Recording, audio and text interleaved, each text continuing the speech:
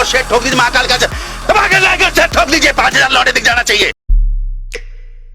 तो force of free से मुराद ये है कि when our body is executing free vibrations without any interference of an external force, तो तब हम उसे कहेंगे कि हमारी जो ऑक्सीलेशन है वो फ्री है। इससे क्या मुराद है कि फॉर एग्जांपल आपने एक स्विंग है या एक पेंडुलम है, उसको आप एक्सट्रीम पोजीशन तक लेकर गए हो और आपने उसको छोड़ दिया। अब जो वो वाइब्रेट हो रहा है वो किसी ना किसी एक्सटर्नल फोर्स की वजह से नहीं हो रहा, वो खुद ही वाइब्रेट हो रहा है, ठीक है।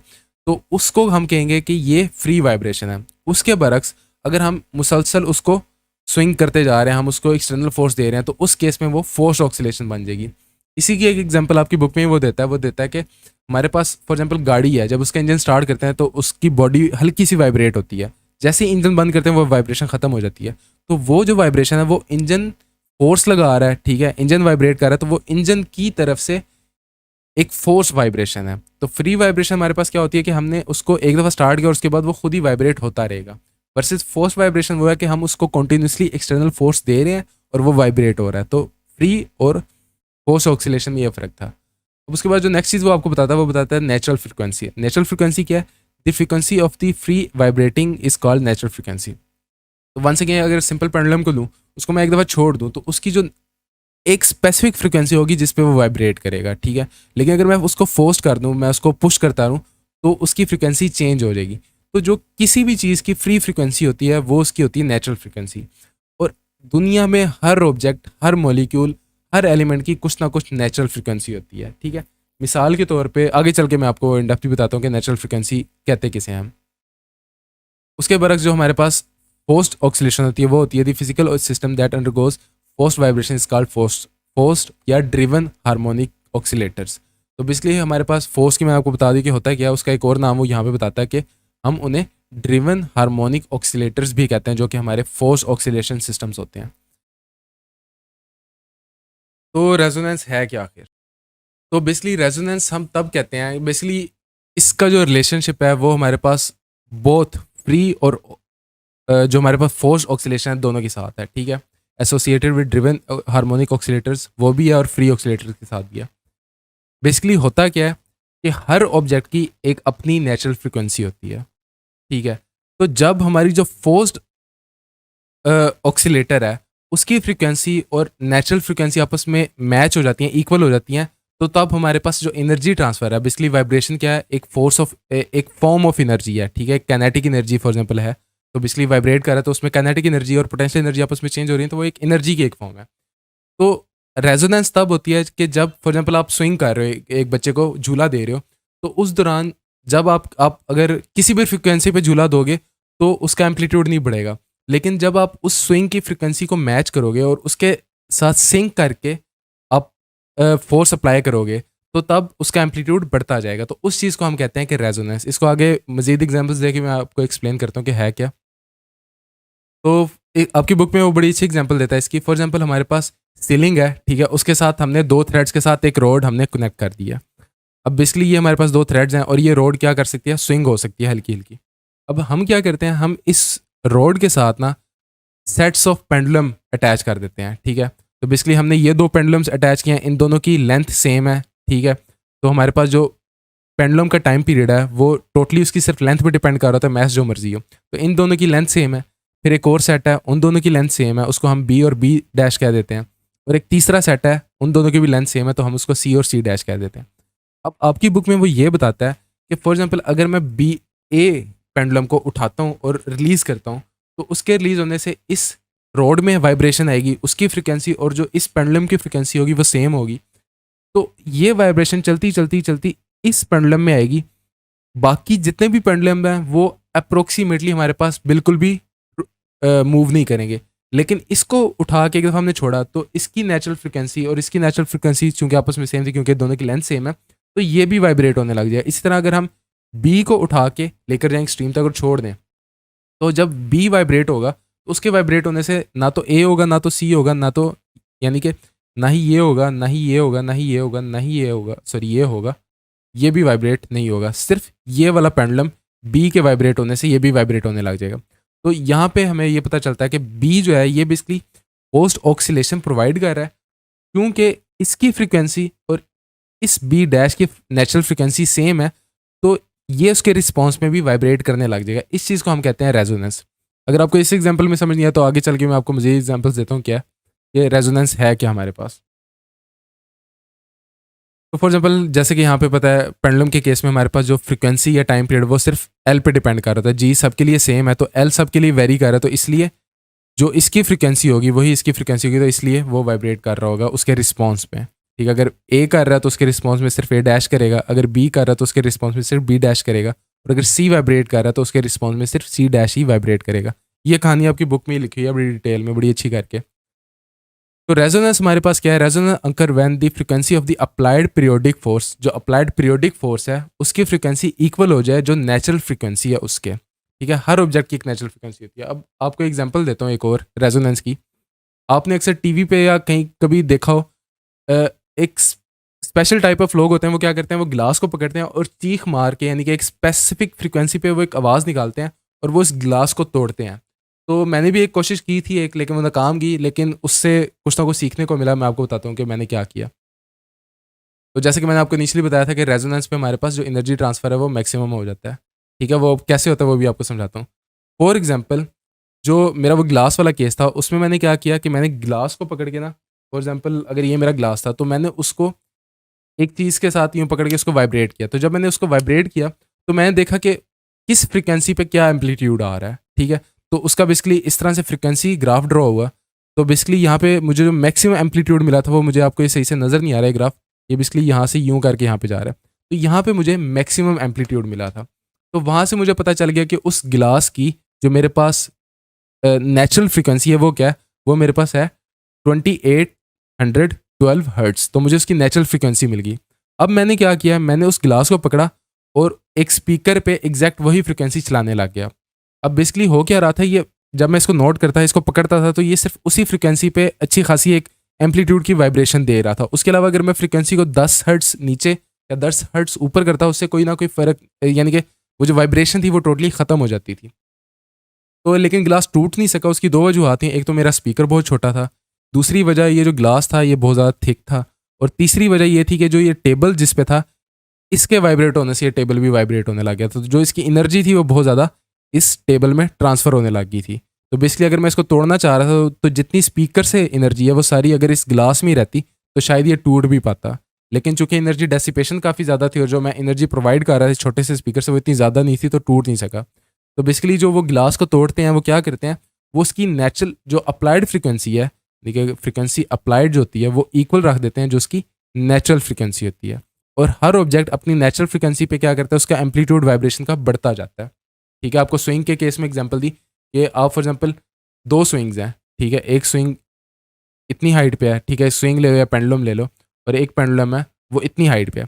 तो आप इन दोनों को अगर आपने मैक्सिमम डिस्प्लेस करना है from the mean position periodically, तो आपको इन दोनों को डिफरेंट फ्रीक्वेंसी से फोर्स अप्लाई करनी पड़ेगी। क्यों? क्योंकि इन दोनों की नेचुरल फ्रीक्वेंसी डिफरेंट है। ठीक है, नेचुरल फ्रीक्वेंसी हमारे पास किसके इक्वल होती है, वो भी हम देख चुके हैं कि F = 1/2 pi square root of K / M के इक्वल होती है। ये इसकी नेचुरल फ्रीक्वेंसी का फार्मूला है। ठीक है, पेंडुलम के केस में तो हर ऑब्जेक्ट की कोई ना कोई नेचुरल फ्रीक्वेंसी होती है, और जब हमारी अप्लाइड फ्रीक्वेंसी उस नेचुरल फ्रीक्वेंसी के इक्वल हो जाती है तो उस केस में हमारे पास जो मैक्सिमम एनर्जी का ट्रांसफर होता है। इसके अलावा हमारे पास एक और एग्जांपल भी है। फॉर एग्जांपल अगर हम दो ट्यूनिंग फोक लें, अब ट्यूनिंग फोक के केस में आपको शायद अगर आपका कभी वास्ता नहीं पड़ा ट्यूनिंग फोक से, तो ट्यूनिंग फोक क्या होता है कि वो एक स्पेसिफिक फ्रीक्वेंसी पे वाइब्रेट करता है। तो वही जो उसकी स्पेसिफिक फ्रीक्वेंसी पे जिस पे वो वाइब्रेट कर रहा था वो उसके ऊपर लिखी भी होती है, और वो उसकी नेचुरल फ्रीक्वेंसी होती है। तो फॉर एग्जांपल अगर एक ट्यूनिंग फोक है, इसके साथ हमने इस बॉल को इसलिए रखा है तो इसलिए अगर ट्यूनिंग फोक वाइब्रेट हो रहा हो ना तो हम उसको देख नहीं सकते। तो इस बॉल को हमने इसलिए रखा है कि अगर तो ये वाइब्रेट होता है ना तो ये प्लास्टिक की एक बॉल है, तो जैसे ही वाइब्रेट होगा ना ये बॉल स्विंग करके यहाँ पे आ जाएगी। अब हमने क्या किया, इस ट्यूनिंग फोक को एक टेबल पे रखा हुआ है, ठीक है, और इस ट्यूनिंग फोक को भी एक टेबल पे रखा हुआ है। तो अगर तो इस ट्यूनिंग फोक की फ्रीक्वेंसी इसकी फ्रीक्वेंसी के इक्वल है, इसकी नेचुरल फ्रीक्वेंसी और इसकी नेचुरल फ्रीक्वेंसी इक्वल है, तो जब हम इसको वाइब्रेट करते हैं तो उसके वाइब्रेट होने से इसकी वाइब्रेशन टेबल के थ्रू ट्रांसमिट होगी, टेबल के थ्रू भी होगी और थ्रू द एयर भी होगी, दोनों मीडियम से होगी। तो दोनों मीडियम से वो इस तक आएगी, क्योंकि इन दोनों की फ्रीक्वेंसी सेम है नेचुरल फ्रीक्वेंसी, जो इसकी यहाँ पे ये अप्लाइड फ्रीक्वेंसी होगी, ठीक है, और यहाँ पे इसकी ये नेचुरल फ्रीक्वेंसी होगी। तो अप्लाइड फ्रीक्वेंसी हमारी नेचुरल फ्रीक्वेंसी के इक्वल है, तो ये हमें बॉल डिस्प्लेस होती हुई नज़र आएगी, तो हमें पता चलेगा कि ये ट्यूनिंग फॉर्क भी वाइब्रेट कर रहा है यहाँ पे। तो हमारे फॉर एग्जांपल अगर ये 440 हर्ट्स इसकी नेचुरल फ्रिक्वेंसी है और हमारे पास जो ये ट्यूनिंग फॉर्क है इसकी भी 440 हर्ट्स नेचुरल फ्रिक्वेंसी है, तो उसी केस में पॉसिबल अगर हम 400 हर्ट्स वाला ट्यूनिंग फॉर्क लेके उसको वाइब्रेट करेंगे तो उससे हमारे पास जो ये बॉल है ये यहीं की यहीं रहेगी, ये आगे डिस्प्लेस नहीं होगी। और भी एग्जांपल है हमारे पास इसकी। फॉर एग्जांपल हमारे पास एक रोड है, अब हर रोड की एक शाफ्ट है, हर शाफ्ट की एक नेचुरल फ्रिक्वेंसी होती है। तो फॉर एग्जांपल अगर हम हमारी अप्लाइड एंगुलर फ्रिक्वेंसी, ठीक है, अप्लाइड एंगुलर फ्रिक्वेंसी हमारे पास बेसिकली होती है, फ्रिक्वेंसी हमारे पास omega is equals to 2πf होता है ना, तो हमारे पास ये यहाँ पे ठीक है ओमेगा ओवर 2π होगा। तो ये हमारे पास एंगुलर फ्रिक्वेंसी यानी कि एक सेकंड में कितने चक्कर काट रहा है, कितने रेवोल्यूशंस कर रहा है। तो जब अप्लाइड फ्रिक्वेंसी इस शाफ्ट की फ्रिक्वेंसी के इक्वल हो जाए तो हमें इस तरह के शेप्स नज़र आने लग जाएंगी, ठीक है। फॉर एग्जांपल ये हमारे पास एक क्लोज लूप बन रही है, यहाँ पे हमारे पास 2 लूप्स बन रही हैं, एक ये लूप है और ठीक है एक ये लूप है। तो बेसिकली आगे इस फॉर्म को भी हम आगे चल के इन डेप्थ पढ़ेंगे, इनको हम स्टेशनरी वेव्स कहते हैं, ठीक है। अब यहाँ पे अगर हम इसकी रोटेटिंग फ्रिक्वेंसी को 10 हर्ट्स नीचे भी कर दें और 10 हर्ट्स ऊपर कर दें, तो जैसे ही हम फ्रिक्वेंसी में चेंज लाएंगे जो ये हमारे पास बेंड हो रहा है ये ख़त्म हो जाएगा। तो इसको हम कहते हैं वर्लिंग ऑफ दी शाफ्ट। अब यहाँ पे एक और चीज़ भी आपको नजर है, यहाँ पे हमारे पास एक ये वाली शेप बन रही है और यहाँ पे 2 बन रही है, ऐसा क्यों हो रहा है? तो फॉर एग्जाम्पल अगर इसकी हम ले लेते हैं जी नेचुरल फ्रिक्वेंसी 200 हर्ट्स थी और जो हमारी अप्लाइड फ्रिक्वेंसी है जो कि हमने यहाँ से अप्लाई कर रहे हैं वो भी 200 हर्ट्स के इक्वल है, तो उस केस में हमें इस तरह की एक लूप नज़र आ रही है, ठीक है। और जैसे ही हमारी अप्लाइड फ्रिक्वेंसी अगर डबल कर दें, हम 400 हर्ट्स कर दें, तो उस केस में भी हमारे पास रेजोनेंस होगी और उस केस को हम हमारे पास रेजोनेंस कुछ इस तरह से होगी, ठीक है। तो आपकी बुक में वो सिर्फ ये बताता है कि हमारी अप्लाइड फ्रिक्वेंसी इक्वल हो जाए नेचुरल फ्रिक्वेंसी के तब रेजोनेंस होती है, तो उससे मुझे थोड़ा सा इख्तलाफ है, लेकिन आप बुक के साथ ही स्टिक कीजिएगा। आपकी बुक में वो इतनी ज़्यादा डिटेल नहीं बताता, लेकिन अगर आपकी नेचुरल फ्रिक्वेंसी बेसिकली होता क्या कि जो आपकी अप्लाइड फ्रिक्वेंसी है अगर वो n multiple of natural frequency के इक्वल आ जाए तो हमारे पास रेजोनेंस तब भी अचीव होती है, ठीक है। फॉर एग्जांपल अगर अभी पिछले केस में आपको बताया कि हमारी नेचुरल फ्रिक्वेंसी अगर 100 है तो अगर हम इसको अप्लाइड फ्रिक्वेंसी 100 देंगे तब भी रेजोनेंस होगी। अगर हम इसको 200 हर्ट्स भी अप्लाइड फ्रिक्वेंसी देंगे तब भी हमारे पास रेजोनेंस अचीव होगी। तो n की वैल्यू बेसिकली क्या है, 1 हो तो 100 हर्ट्स, 2 हो तो हमारे पास 200 हर्ट्स, 3 हो तो 300 हर्ट्स। तो n की वैल्यू 1 होगी या 2 होगी या 3 होगी, 1.1 कभी भी नहीं होगी, यानी कि इन दो वैल्यूज़ के दरमियान में कभी भी वैल्यू नहीं होगी। तो हमारे पास रेजोनेंस कब अचीव होती है? आपकी बुक के अकॉर्डिंगली वो कहता है कि जब हमारी अप्लाइड फ्रिक्वेंसी नेचुरल फ्रिक्वेंसी के इक्वल हो जाए। लेकिन अगर आप इसको इन डेप्थ देखना चाहते हो तो बेसिकली हमारे पास जो अप्लाइड फ्रिक्वेंसी है जब वो मल्टीपल ऑफ नेचुरल फ्रिक्वेंसी बन जाएगी तब भी हमारे पास रेजोनेंस अचीव हो सकती है। उसके बाद आपकी बुक में वो उसके एडवांटेजेस और डिसएडवांटेजेस की बात करता है। तो सबसे पहले तो वो आपको ये बताता है कि जो सोल्जर्स हैं वो स्टेप ब्रेक करते हैं जब भी वो पुल से गुजर होते हैं। Soldiers marching on the bridge, ठीक है, ब्रेक्स देयर स्टेप। अब इसका क्या मतलब है? बेसिकली ब्रिटेन में एक पुल गिरा था, ठीक है, कि उस पर उसके ऊपर से जो सोल्जर्स थे वो मार्च कर रहे थे। तो सोल्जर्स जो हैं आपको पता है कि वो जब मार्च कर रहे होते हैं तो वो जितने भी सोल्जर्स हैं वो अपना राइट फुट इकट्ठा रखते हैं, फिर लेफ्ट फुट इकट्ठा रखते हैं, तो वो एक सिंक्रोनस उनका मोशन होता है। तो उससे क्या हुआ, जो उनके वो फुट रखने की फ्रिक्वेंसी थी और जो जिस पुल से वो गुजर रहे थे उसकी जो फ्रिक्वेंसी थी वो आपस में इक्वल होगी, तो जिसकी वजह से वहाँ पे रेजोनेंस हुई। रेजोनेंस होने की वजह से वो पुल बहुत ज़्यादा वाइब्रेट करने लग गया और वो टूट गया। उसके अलावा जो ये पुल है ये वाला वाक़या नहीं, एक डिफरेंट वाक़या। ये बेसिकली अमेरिका में एक पुल था जो कि जब ये बना था इसका नाम था टकोमा नैरो ब्रिज। तो जब ये बना था ये दुनिया का तीसरा सबसे बड़ा सस्पेंशन ब्रिज था। अब ये टूटा क्यों? टूटा इस वजह से कि इसकी जो नेचुरल फ्रिक्वेंसी थी और जो विंड की नेचुरल फ्रिक्वेंसी थी वो इक्वल होगी। तो जब उस फ्रिक्वेंसी की विंड चलने लगी तो उससे क्या हुआ, रेजोनेंस जनरेट हुई। तो जब रेजोनेंस जनरेट हुई तो ये पुल बुरी तरह से स्वेल करने लग गया हमारे पास, ठीक है। तो बेसिकली ये उसके टूटने से कुछ मिनट पहले की वीडियो है कि वो इतनी बुरी तरह स्विंग करने लग गया। तो ज़ाहिर बात अगर एक पुल इतनी बुरी तरह स्विंग कर रहा है तो वो टूटेगा ही टूटेगा और वो चंद मिनटों बाद टूट जाता है। तो तकरीबन ये अपने बनने के 4 महीने बाद ही टूट गया था। तो ये था हमारे पास टकोमा नैरो ब्रिज, जो कि किस वजह से टूटा हमारे पास, ड्यू टू दी रेजोनेंस। इसको अगर आप इन डेप्थ समझना चाहते हैं तो इसको बहुत अच्छे तरीके से एक्सप्लेन किया है। प्रैक्टिकल इंजीनियरिंग थे, आप इसकी वीडियो ज़रूर देखें, आई वुड हाईली रिकमेंड। उसके अलावा एक और वीडियो भी है इसी टॉपिक से रिलेटेड ही, इससे थोड़ी सी एडवांस्ड है, एडवांस नहीं है बेसिकली, बड़ी मज़े की वीडियो है। उसमें वो आपको बताता है सिंक्रोनाइजेशन ठीक है। तो बेसिकली जब लोग पुल से गुजर रहे होते हैं, ठीक है, लोग नेचुरली तौर पे भी फ्रिक्वेंसीज के रिएक्ट में अपनी फ्रिक्वेंसी को उसके इक्वल रख लेते हैं। उसके एक एग्जांपल देता हूँ, अगर आप एक हॉल में मौजूद हो और लोग ताड़ियां मारना शुरू करते हैं, तो चंद मिली सेकेंड्स के लिए स्टार्टिंग में ताड़ियां रैंडम होती हैं, लेकिन 1-1.5 सेकंड के बाद उनकी सबकी ताड़ियां आपस में सिंक हो जाती हैं, यानी कि वो एक ही पीरियोडिक में, एक ही पीरियड में ताड़ियां मारना स्टार्ट कर देते हैं। तो उनकी वो तालियां सिंक्रोनाइज किस तरह से होती हैं, तो वैरेट आशिम अपनी वीडियो में ये एक्सप्लेन करता है। उसके अलावा he is a great YouTuber as well, one of my favourite YouTuber. मेरी जितनी भी टीचिंग वीडियोस अगर उन सबको कंबाइन भी कर दो तो इसकी ये वीडियो सब पे भारी है। तो I would highly recommend you this video as well. उसके बाद आपको वो इसके डिसएडवांटेजेस के अलावा एडवांटेजेस भी बताता है। तो दो किस्म के एडवांटेजेस बताता है। सबसे पहला एडवांटेज है इसकी यूटिलिटी, वो जो हमें बताता है वो बताता है in to the radius. Basically radius में अगर आपके पास पुराने रेडियो आपने देखो, उनके ऊपर नॉब होती है जिससे हम उनको ट्यून करते हैं। तो बेसिकली वो हम कर क्या रहे होते हैं, हम उनकी इलेक्ट्रिकल नेचुरल फ्रिक्वेंसी जो है वो चेंज कर रहे होते हैं। तो जैसे ही वो स्टेशन की अप्लाइड फ्रिक्वेंसी के इक्वल होती है तो वो उसके साथ सिंक हो जाता है, तो मैक्सिमम एनर्जी का ट्रांसफर होता है जिसकी वजह से हम उस स्टेशन के साथ कनेक्ट हो जाते हैं। एक एप्लीकेशन वो ये बताता है। दूसरी एप्लीकेशन वो हमें माइक्रोवेव ओवन की बताता है।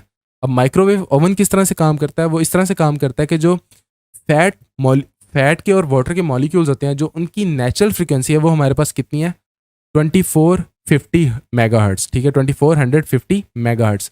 तो जो हमारे पास माइक्रोवेव है वो रेडिएशंस की केस में एग्जैक्ट उसी फ्रिक्वेंसी की रेडिएशंस को एमिट करता है, जिसको वो फैट के और वाटर के मॉलिक्यूल्स ऑब्जॉर्व करते हैं और वो उस एनर्जी को हीट एनर्जी में चेंज करते हैं, जिसकी वजह से हमारा जो खाना है वो गर्म हो जाता है।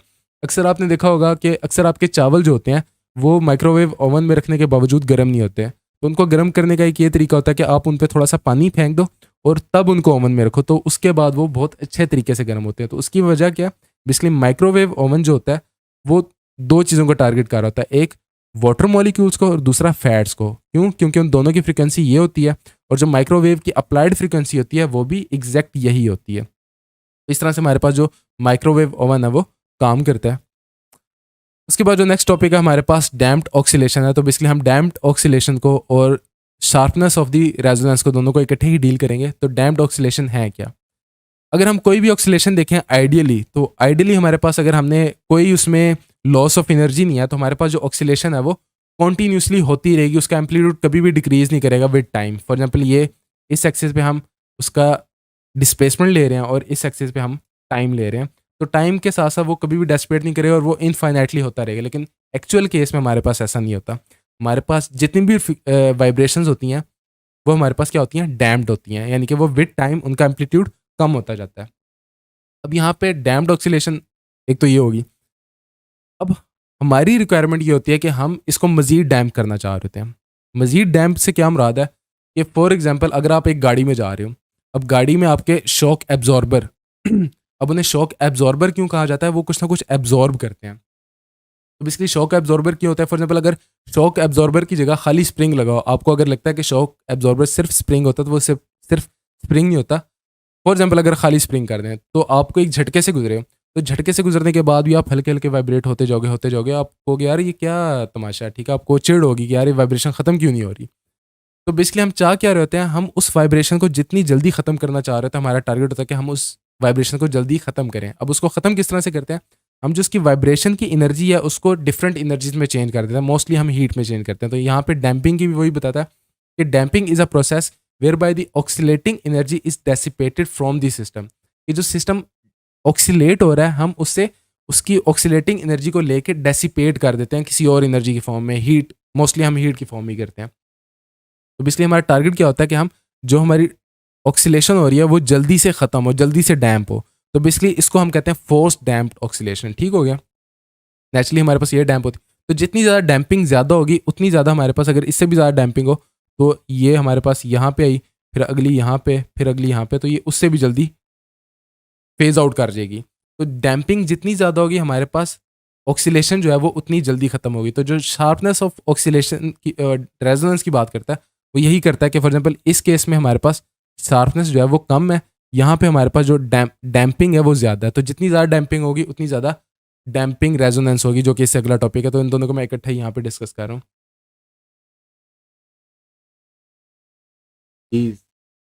Will the velocity increase?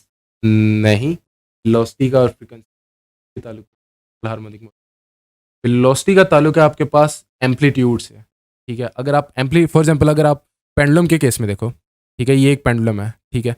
अगर मैं इसको इस एक्सट्रीम तक लेके जाके यहाँ से छोड़ता हूँ तो, और वर्सेस मैं इस एक्सट्रीम इसको यहाँ तक लेके जाके यहाँ पे छोड़ता हूँ। अब फॉर एग्जांपल ये हमारे पास 1 केस है और इसको मैं 2 केस कह रहा हूँ, तो 1 और 2 दोनों के केस में हमारे पास जो फ्रीक्वेंसी है वो सेम होगी, लेकिन जो आपकी वेलोसिटी है, क्योंकि हम 2 केस में हम पेंडुलम को ज़्यादा एक्सट्रीम तक लेके गए हैं, तो उसकी जो मैक्सिमम डिस्प्लेसमेंट है वो ज़्यादा है। तो हमारे पास मैक्सिमम डिस्प्लेसमेंट जितनी ज़्यादा होगी, हमारे पास मैक्सिमम वेलोसिटी भी उतनी ज़्यादा होगी, क्योंकि हमारे पास अगर आप वेलोसिटी का रिलेशन देखो, जो मैक्सिमम वेलोसिटी होती है वो इक्वल होती है एक्स नॉट टाइम्स ओमेगा। तो ये जितना ज़्यादा होगा हमारे पास, ये भी उतनी ज़्यादा होगी। लेकिन फ्रीक्वेंसी का और हमारे पास जो मैक्सिमम वेलोसिटी है उसका आपस में कोई ताल्लुक नहीं है। That was a good question, I am very glad that you ask.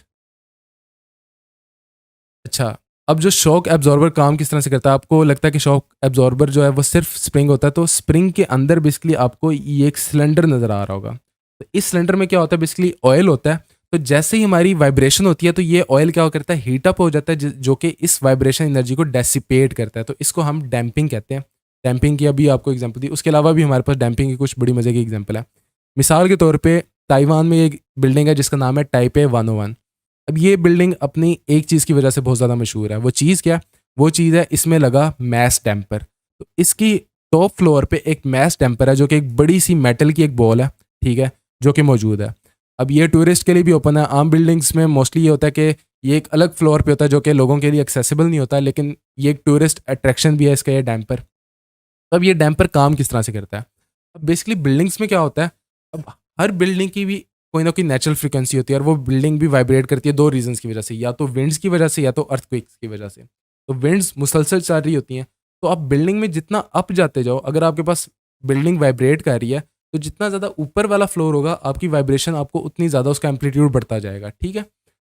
अब इस चीज़ को ख़त्म करने के लिए, यानी कि वाइब्रेशन को ख़त्म करने के लिए ये मैस डैम्पर इस्तेमाल किया जाता है। अब ये काम किस तरह से करता है? बेसिकली अगर हम देखें तो ये कुछ इस तरह से दिखता है हमारे पास जो मैस डैम्पर है। अब ये क्या करता है, जैसे बिल्डिंग वाइब्रेट होती है, ये भी वाइब्रेट होता है, और इसके साथ यहाँ पे आपको ये कॉलम्स नज़र आ रहे होंगे, एक ये कॉलम है, एक ये कॉलम है, ये कॉलम है। तो ये सारे जितने भी कॉलम्स हैं ये डैम्पर्स हैं। तो ये क्या करते हैं, ये इसकी वाइब्रेशन को डैम्प कर देते हैं, यानी कि उसकी एनर्जी को डेसिपेट कर देते हैं इन दी फॉर्म ऑफ हीट। तो जो आपकी बिल्डिंग है वो कम वाइब्रेट होती है। इसकी अगर एक और example from once again practical engineering आपको मैं दूँ, तो वो इस चीज़ को बड़ी अच्छे तरीके से एक्सप्लेन करता है कि ट्यून्ड मैस डैम्पर्स किस तरह से काम करते हैं। फॉर एग्जांपल अगर हम उसी की एक वीडियो में देखें, तो यहाँ पे वो बेसिकली आपको 2 बिल्डिंग्स की एग्जांपल देगा, उसने मॉडल्स बनाए हैं। तो उनमें से एक ज़्यादा वाइब्रेट कर रहा है और एक कम वाइब्रेट कर रहा है, तो वो बेसिकली इस डैम्पर की वजह से कर रहा है। तो अगर आप इन दोनों में से देखो तो बताओ कौन सा ज़्यादा वाइब्रेट कर रहा है और कौन सा कम कर रहा है?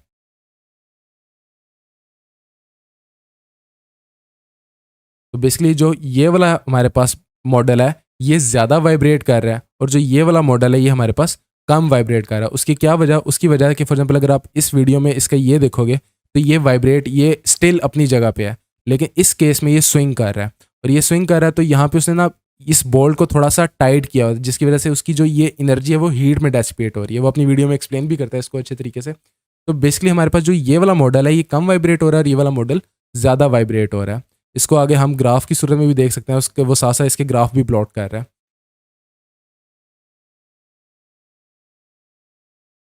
तो अगर हम इसका ग्राफ देखें, ठीक है, तो जो हमारे पास ग्राफ है, अगर हम ये पहला ग्राफ देखें तो यहाँ पे हमारे पास ये इस तरह से डैम्प हो रहा है, लेकिन यहाँ पे हमारे पास जो डैम्प है, डैम्पिंग है, वो ज़्यादा शार्प है। तो इसका मतलब है कि डैम्पर जो है वो इस एनर्जी को डेसिपेट कर रहा है, जबकि ये डैम्पर एक जगह पे फिक्स है तो वो उसकी एनर्जी को एब्जॉर्ब भी नहीं कर पा रहा।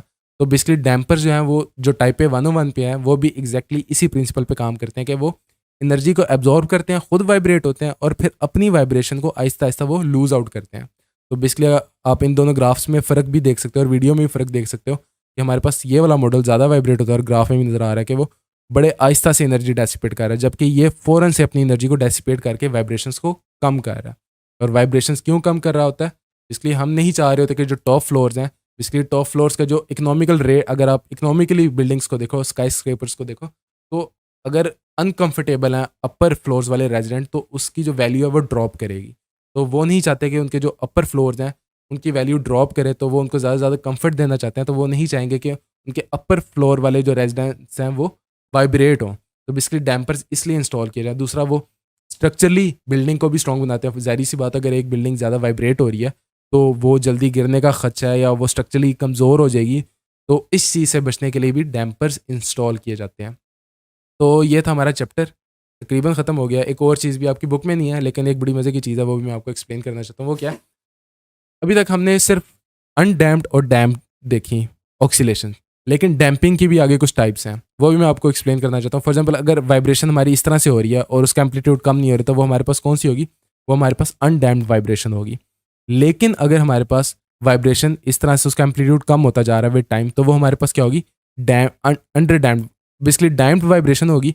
लेकिन ये डैम्प्ड में इसकी मजीद टाइप है, इसको हम अंडर डैम्प्ड कहते हैं। आपने भी अभी तक यही पढ़ी है। उसके अलावा डैम्पिंग की दो और एग्जांपल्स भी हैं। एक को हम कहते हैं ओवर डैम्प्ड। ओवर डैम्प्ड में क्या होता है कि उसका वो वाइब्रेट नहीं करती, वो मीन पोजीशन पे बड़ा टाइम लगा के आ रही होती है, ठीक है, काफ़ी लंबे टाइम के बाद। तो हम उसे कहते हैं कि ये हमारे पास ओवर डैम्प्ड है। और अगर तो सेम यही हमारे पास वाइब्रेशन हो लेकिन हम मीन पोजीशन पे बहुत जल्द पहुंच जाए, तो उसको हम कहते हैं कि ये हमारा क्रिटिकली डैम्प्ड है। हैं ये तीनों डैम्प्ड, ये डैम्पिंग की एग्जांपल्स हैं। लेकिन इन तीनों के आगे ये फर्दर डैम्पिंग की फर्दर एग्जांपल है। एक अंडर डैम्प्ड है, एक ओवर डैम्प्ड है और एक क्रिटिकली डैम्प्ड है।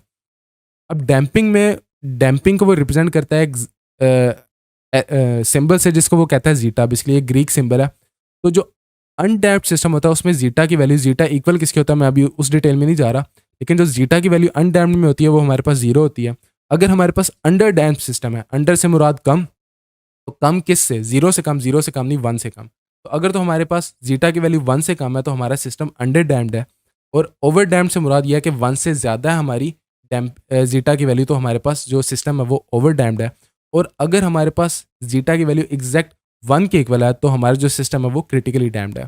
तो ये बड़ी मज़े की चीज़ थी जो कि मैं आपको एक्सप्लेन करना चाहता था। डैम्पिंग जो है ये हमारे इलेक्ट्रिकल सिस्टम्स में भी आगे आती है। एसी करंट्स में अगर हम आरएलसी सर्किट्स को देखते हैं, ठीक है, तो वहाँ पे भी आगे चल के डैम्पिंग वगैरह आती है। आपके कोर्स में नहीं आती, लेकिन जब आप एडवांस लेवल में पढ़ते हो तो अगर आपने डैम्पिंग पढ़ लिया तो ये भी चीज़ लगे हाथ तो आप सीख ही लो। तो इसी के साथ हमारे चैप्टर का इख्तिताम होता है।